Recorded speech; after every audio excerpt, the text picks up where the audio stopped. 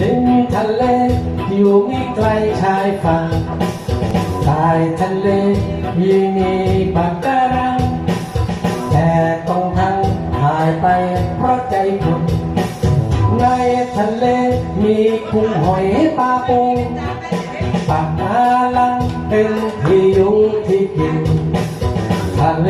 สุขคนสุขทุกแดนดินทะเลสิ้นคนเศร้าจนเงาตาทะเลก็มีชีวิตทะเลก็มีหัวใจไปเที่ยวทะเล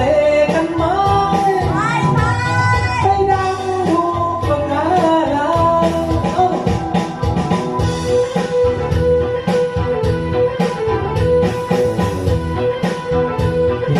กีตาร์เล่นไปหน่อยนะ